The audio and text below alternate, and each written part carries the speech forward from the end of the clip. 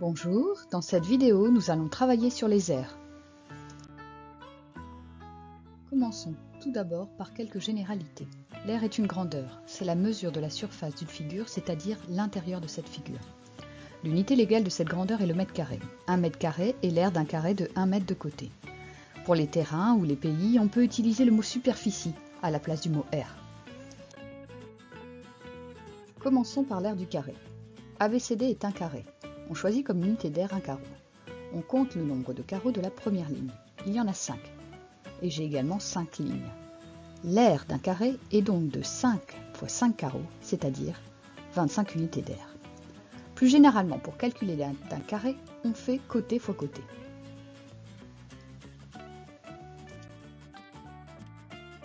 Voyons à présent l'aire du rectangle. ABCD est un rectangle. On choisit comme unité d'aire un carreau. On compte le nombre de carreaux de la première ligne, il y en a 7. Et j'ai 5 lignes. L'aire de mon rectangle est donc de 7 fois 5 carreaux, c'est-à-dire 35 unités d'aire. Plus généralement, pour calculer l'aire d'un rectangle, on multiplie la longueur par la largeur.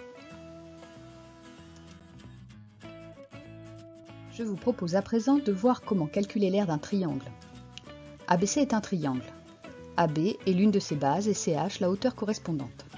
Si on fait pivoter les triangles ACH et BHC, on obtient un rectangle dont la largeur est CH et la longueur est AB. L'aire de mon triangle est donc la moitié de l'aire de mon rectangle. De manière générale, pour calculer l'aire d'un triangle, il suffit donc de multiplier la base par la hauteur et de diviser le tout par 2.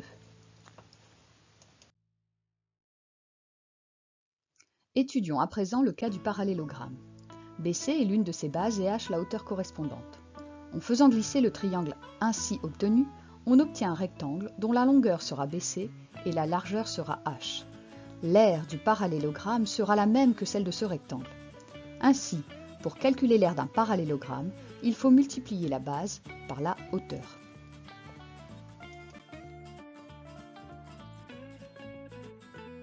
Découvrons à présent comment calculer l'aire d'un losange. ABCD est un losange. AC et BD sont ses diagonales.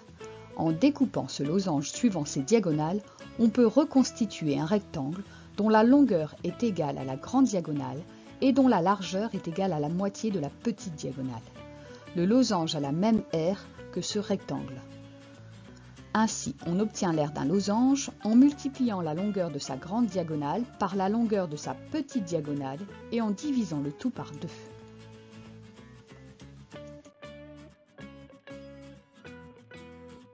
Apprenons à présent à calculer l'aire d'un trapèze.